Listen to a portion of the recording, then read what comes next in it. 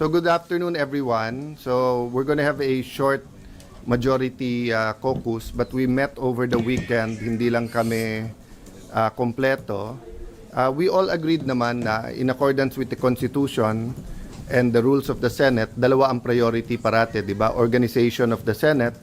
And so the committees naman na hindi controversial na pwede na naming basahin. And then to go to straight to refer the articles of impeachment to the Committee on Rules, which will report out right away, and then mag-convene na yung impeachment court. So that's the plan. Having said that, there are 24 senators. Some have already manifested to you their intent to bring up other matters which are most welcome. If ako tatanungin, I'd rather tapusin muna yung dalawang yon dahil precisely hindi pwede namang sobrang daming priorities. We have to prioritize. So when I say organizing the Senate, that's the committees, of course, any move to change the leadership is also a priority. That's the prerogative of anyone, anytime. Ooh. Okay. Meron. Sir, kasi nung Friday kayo rin po yung nagsabi na may kumakausap from minority sa mga members ng majority. How stable is your majority block? May mga nagpaalam na po ba sa inyong lilipat sa kabila? As of last night and as of yung sa group namin a few minutes ago, it's more all rumors. Pero hindi nagbago yung sinabi ko sa inyo. There were meetings that took place, calls from both sides. May enticement, may pananakot, may to be fair, it's not all wheeling and dealing. May appeal to the country, appeal to ganito, ganyan, etc. So, but as I said dun sa ating bishops at pastors who prayed for the nation today dito sa Senate, yung attack on the Senate started naman in 2023, di ba? Nung gusto nilang i-abolish ang Senate. And I really believe that the events in the last few months was also intentional na ma-weaken ang Senate because bubuhayin yung constitutional change, except this time around, regional Senate ang gusto nila. But to do that, siguro, part of the enticement is that may term extension, and then yun nga, regional Senate. In theory, maganda yon kasi each region will have their senators. But the reality is, if you have 36, 48, 60 senators, yung possibility na maging rubber stamp, nandun talaga. Diba? So at this time of crisis, I don't take it against anyone of thinking about political reforms, whether maganda yung motibo o hindi. Pero naghihirap ang tao eh. So whether you talk about electricity, agriculture, prices of gamot, prices of rice, dun muna sana.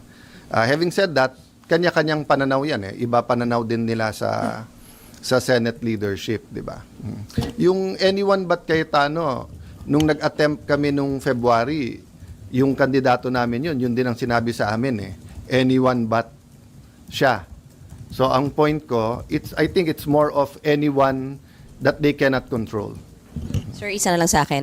As of 2:03 ngayong hapon, you have 13, sir. Can you say that? To the best of my knowledge, wala namang dun sa aming kamusta, check, usap tayo mamaya, punta dito, 'di ba? So now, if pag-usap namin biglang may kakausap sa amin, that's beyond my control, no? So meaning as of Saturday and Sunday, so nag-meet pa kami Saturday, usap, made calls, hindi ko naman nakausap lahat yesterday, talk to some.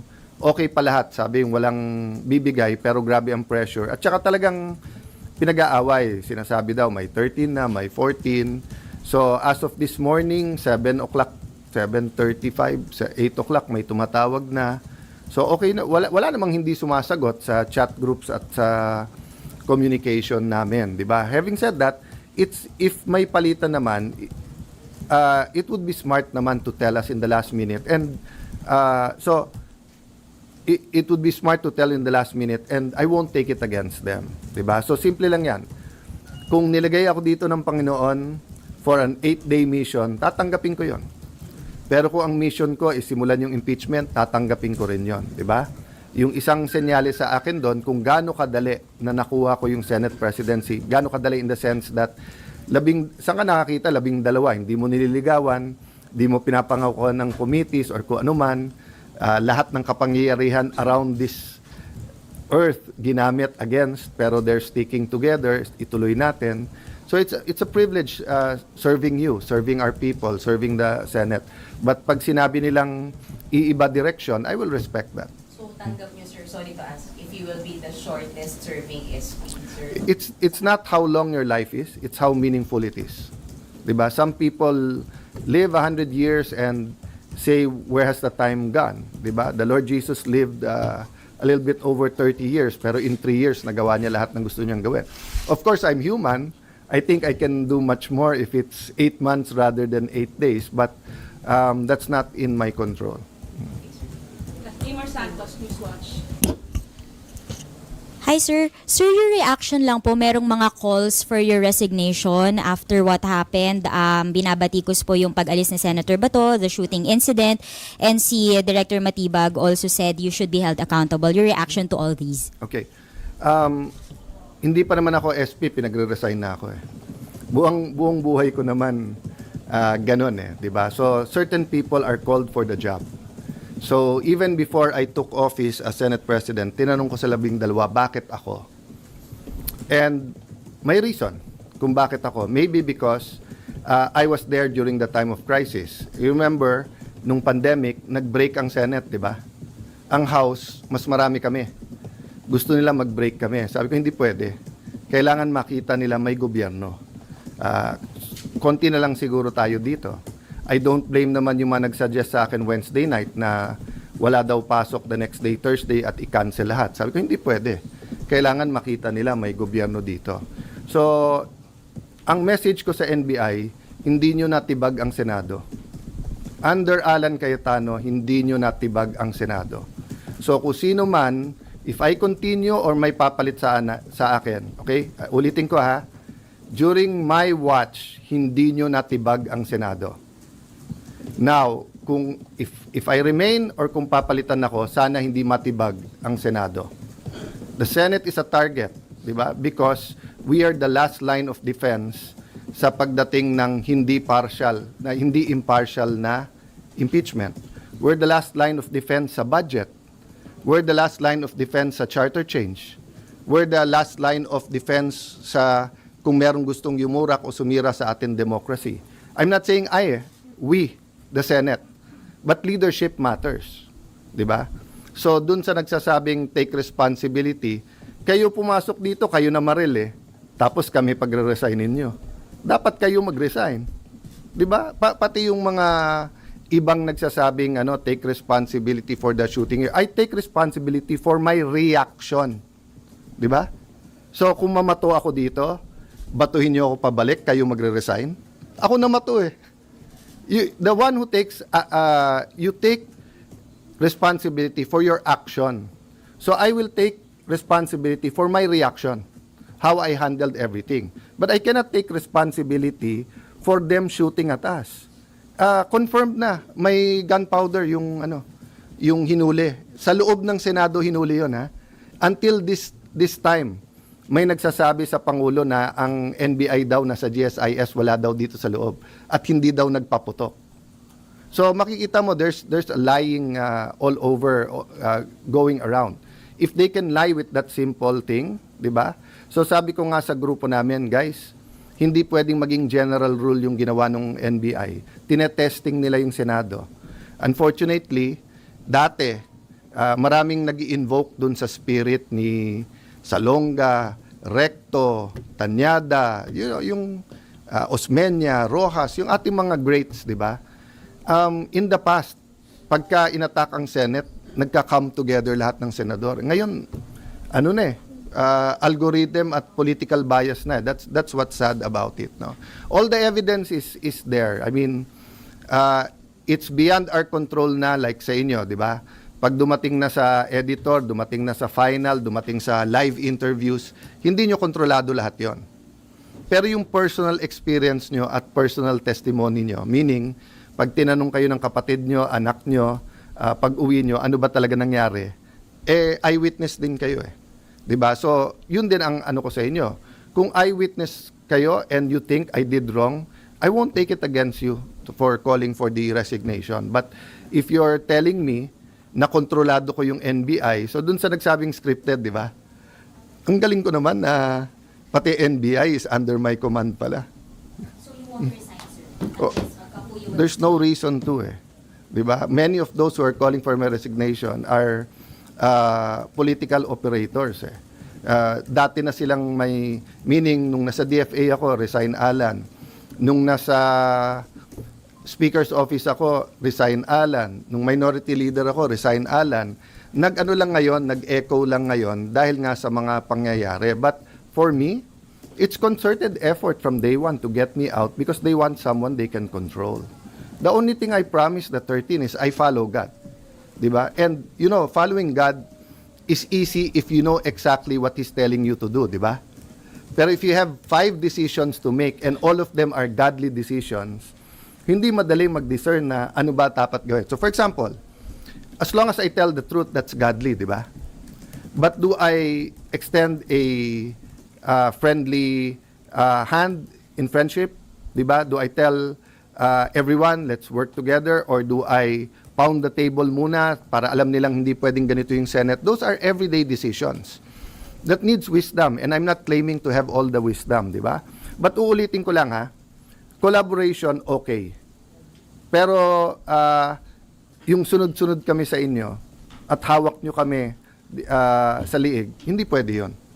Collaboration, our government needs collaboration. The 3 great branches of government, judiciary, executive, have to work together. Senate, House, we have to work together. But yung sasabihin mag-surrender or puppet SP ka, hindi ka tatanggalin, pero kung ano sabihin namin, sumunod ka. Sorry, hindi ko style yon. Last question, Ma'am Gonzales, GMA. Hi, SP. Hingi lang po kami ng status ni Saa Aplaska kung suspended po ba siya and si Secdong That's po. part of our, thank you for that question. Apo, So pati that's- sir lang si Secdong Mendoza nag-resign daw po. To be fair kay Secdong, siguro a few minutes after mag-resign yung dating Osaa, he told me na magre-resign siya. I told him I want him around. And then, sorry, hindi ko lang alam yung exact date. He actually handed me a written resignation. And dati ko naman siyang kaibigan. Never ko siyang kapartido, but he's always been forthright with me, always had worked in candor. Alam ko naman alam niya biases ko, alam ko biases niya. And then, he could have gone home Wednesday night nung marami nagchichismisan na umuwi na kayo or marami nagte-textan na umuwi na kayo. But he stayed, no? So, actually sa isang news ko nakita yun this morning. So, I haven't talked to any of them. I went straight to the hearing ni Senator Pia on electricity, high prices of electricity, then to the prayer for the nation, then here. So, I'll deal with that kung kay Sec Jendong. And then kay Osaa, there are 3 options kasi. There's a legal memo prepared for me to discuss with the legal team. I'd like to thank, di ba, nasa internet pinost naman ni Attorney Tolentino, Mark Tolentino, na, you know, may separation of powers kasi. And then may certain officials na pwede i-suspend o hindi. And everyone was emotional during the weekend, kaya nga Saturday sabi ko, prayer and reflection. Hindi ko na sinagot yung kay Ombudsman na walang nagtanggap dito. Kasi wala naman tayong trabaho ng Friday, Saturday, Sunday. Wala naman official na pwedeng tumanggap. To my knowledge, wala naman yung supina. CCTV, walang question doon. Kung may miscommunication, it was cleared up naman, di ba? It's not true na walang CCTV. Meron, pero the lights were out eh. So, hindi lahat singlinaw nung iba. Number 2, as soon as Secretary John Vic called me, yun ang una niyang hiningi, secure the CCTVs. When he got here, inulit ko sa harap, 2 copies. Sabi ko, gumawa kayong 2 copies, pero sa harap nila kayo gumawa ng 2 copies para alam yung original. So yung isa nasa PNP or, I don't think it's with DILG, I think it's with PNP. So, dun sa DOJ at saka sa ombudsman, wag sila mangamba na matamper yon kasi hawak na ng gobyerno right after the incident, no. But as far as NBI and DOJ investigating, suspect sila eh. So paano sila mag-iimbestiga, 'di ba? That's why nga pumayag ako ng joint investigation kasi I am sure that someone will point the fingers sa mga taga-Senado. So kung suspect ka rin, hindi pwedeng ikaw lang mag-imbestiga, 'di ba? That's why I also appeal to all of you, whoever has videos, to the proper authorities kasama namin. So actually, I've been scanning the news and internet at kung ano man videos lumalabas doon, kinukuha din namin para maayos natin in a very logical and scientific manner. Sorry, so clarification lang po. Si Saa Aplaska, pati po si Secdo. I'll update you maybe in an hour or two kung anong decision. And I promised also both the majority and the whole 24 senators na magiging consultative or consensus yung aming decision making, 'di ba? So I don't think yung whether or not yung suspend. Remember, he's acting So hindi naman siya regular sergeant at arms, meaning he should also have an option na kung ayaw na niya, 'di ba? But he's been there, he's been reporting, he's doing his job. I don't think he deserves this, but sabi niya, sir, sundalo ako, sanay ako diyan.